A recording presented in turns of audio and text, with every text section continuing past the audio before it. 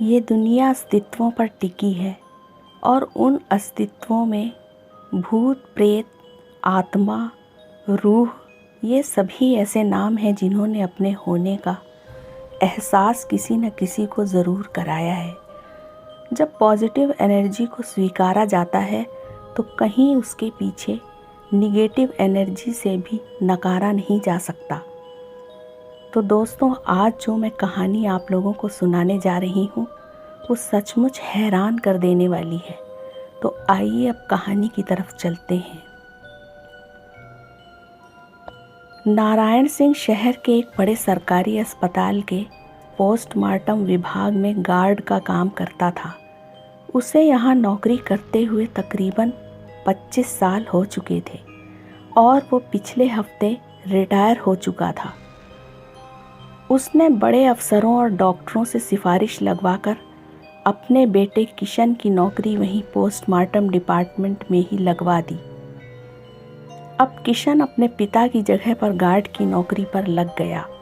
उसकी दिन की ड्यूटी होती थी शाम के 6 बजे तक। उसके बाद रात की ड्यूटी पर दूसरा गार्ड आ जाता था। हालांकि उसके पिता बहुत सालों से नाइट शिफ्ट ही करते आ रहे थे। ऐसे ही नौकरी करते हुए 3 महीने बीत गए।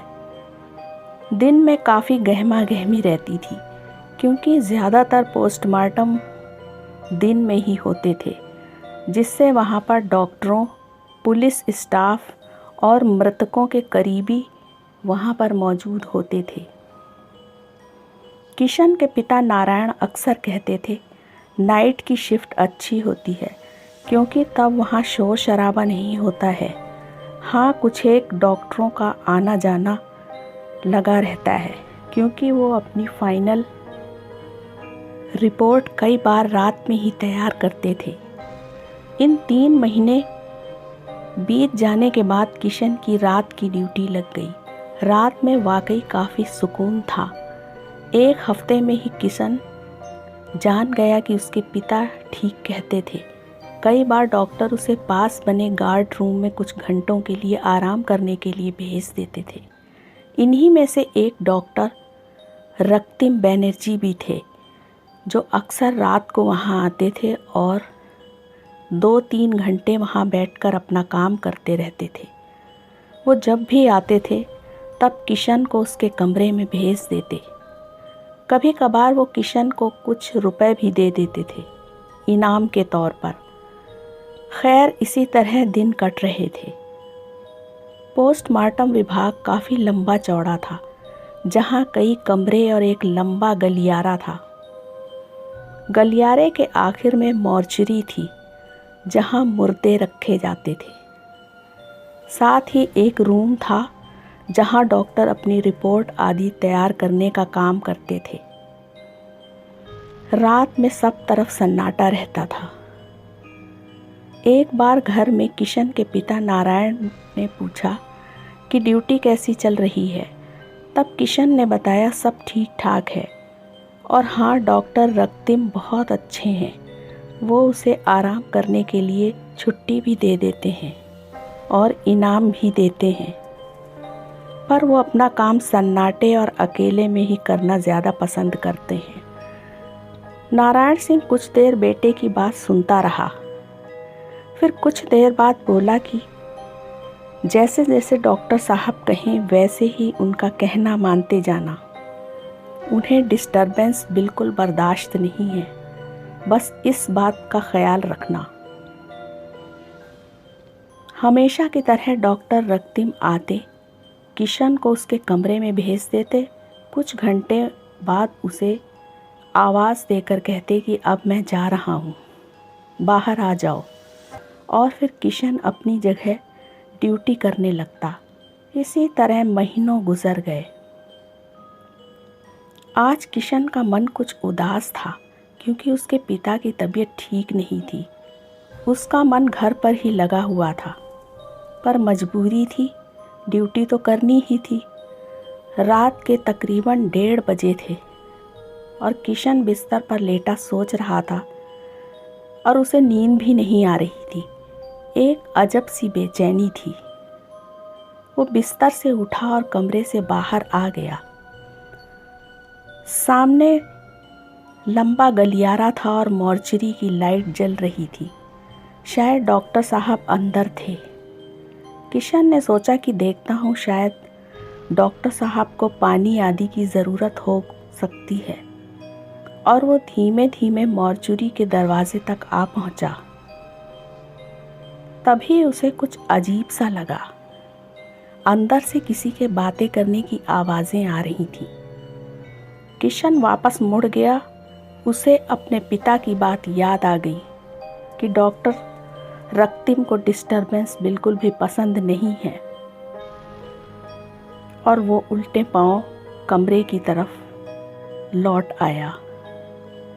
खैर, अब अक्सर ही ऐसा होने लगा कि किशन बार बार जानने की कोशिश करता, पर उसे कुछ भी पता नहीं लग रहा था। किशन अपने पिता नारायण सिंह से पूछना चाहता था, क्योंकि उसे डॉक्टर रक्तिम कुछ अजीब से लगने लगे थे। आज किशन ने सोचा पिता से वो पूछेगा कि ये सब क्या है, और अब तो नारायण सिंह की तबीयत में काफ़ी सुधार हो चुका था, और किशन ने सोचा कि आज वो पूछ कर रहेगा। आज डॉक्टर रक्तिम आ चुके थे। किशन समझ गया और अपने कमरे में आ गया। डॉक्टर रक्तिम गलियारे को पार करते हुए अपने रूम में चले गए। किशन उन्हें जाते हुए देखता रहा और मन में बहुत कुछ सोचता रहा। तकरीबन आधी रात को, यानी रात के 2 बजे वो उठ बैठा और कमरे से बाहर निकल आया। अब उसके कदम मॉर्चरी की तरफ बढ़ रहे थे। उसने दरवाजे पर कान लगाकर सुनने की कोशिश की। अंदर से आवाज़ें सुनाई दे रही थीं। तभी उसे लॉक का छेद नज़र आया। उसने वहाँ से देखने की कोशिश की। अब सामने जो सीन था उसकी तो कोई कल्पना भी नहीं कर सकता था। मॉर्चरी में रखे हुए बॉक्सेस, जो आधे बाहर खींचे हुए रखे थे और आधे अंदर थे, उनमें से शवों के भयानक चेहरे नज़र आ रहे थे, और डॉक्टर हर मुर्दे से बातें कर रहे थे। ऐसे लग रहा था कि वह एक जिंदा इंसान मुर्दों की दुनिया में पहुंच चुका है और वो उन्हीं का एक हिस्सा बन चुका है। सब कुछ बहुत हैरत से भरा और खौफनाक था। किशन तेज़ी से मुड़कर अपने कमरे में आ गया। अगले दिन किशन घर पहुंचा। उसके चेहरे पर बेचैनी छाई हुई थी। उसने 1 हफ्ते की छुट्टी की अर्ज़ी लिखी और अपने डिपार्टमेंट में भिजवा दी। वो कुछ दिन घर पर ही बिताना चाहता था। घर में उसके 5-6 दिन निकल गए और उसने अपना समय परिवार के साथ बिताया। वो पिछली घटना कुछ भूल सा गया था। 2 दिन बाद छुट्टी ख़त्म होते ही वो अपनी ड्यूटी पर आ गया। अब 1 महीने उसकी दिन की ड्यूटी थी। ड्यूटी पर आने के बाद उसे एक बात पता चली कि डॉक्टर रक्तिम भी महीने सवा महीने की छुट्टी लेकर चले गए हैं।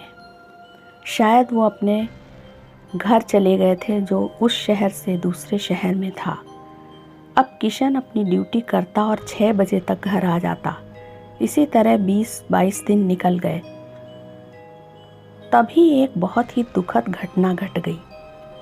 उस दिन पूरा डिपार्टमेंट भीड़ से भरा हुआ था, जिसमें डॉक्टर्स, नर्सेस और अस्पताल के बहुत से कर्मचारी और भारी तादाद में पुलिस भी थी। शायद किसी बड़े आदमी की मौत का मामला था।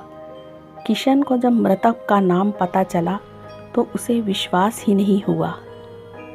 पिछली रात अपने घर पर डॉक्टर रक्तिम बनर्जी की मौत हो चुकी थी और उनके शव का पोस्टमार्टम आज हो रहा था। पोस्टमार्टम के बाद शव को मॉर्चरी में रख दिया गया था, उन्हीं मुर्दों के बीच जहां कभी डॉक्टर रक्तिम उन्हीं से बातें करते हुए अपनी कई रातें गुजारते थे। अगले दिन पोस्टमार्टम की रिपोर्ट भी आ गई। रिपोर्ट भी बड़ी ही संदिग्ध और अजीब थी, जिसमें डॉक्टर रक्तिम का हार्ट फेल आया था। साथ ही डॉक्टर रक्तिम की कलाई पर एक गहरा काला निशान था। लगता था किसी ने बहुत ज़ोर से उनका हाथ पकड़ लिया हो और उसका निशान रह गया, पर उनके हाथ के निशान पर किसी के भी फिंगरप्रिंट नहीं मिले। सिर्फ उस काले अनजान निशान के सिवाय वहाँ कुछ नहीं था।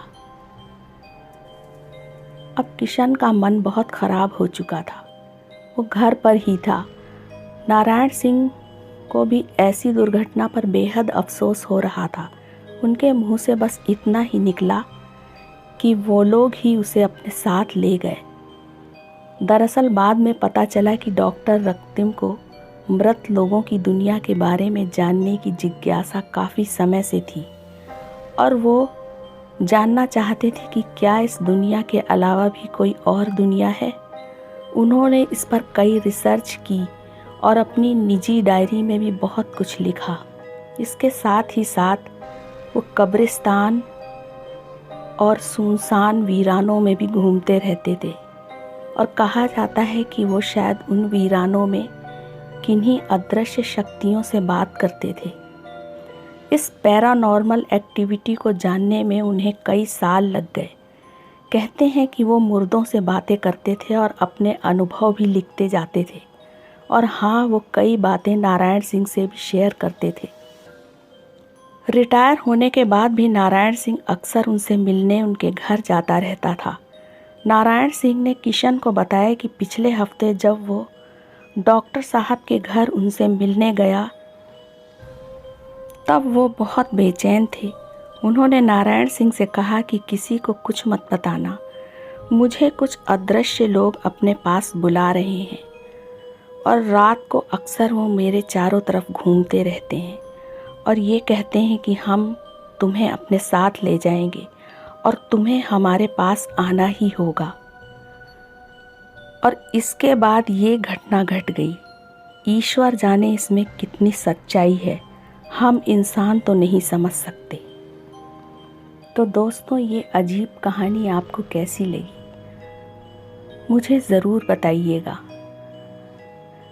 और साथ ही कहानी को सब्सक्राइब, लाइक और अपने दोस्तों को शेयर भी कर दीजिएगा, जिससे वो भी कहानी का मज़ा ले सकें। इसके साथ ही अब मैं आपसे इजाज़त चाहती हूँ। अब जल्दी ही एक नई और अनोखी कहानी के साथ फिर हाजिर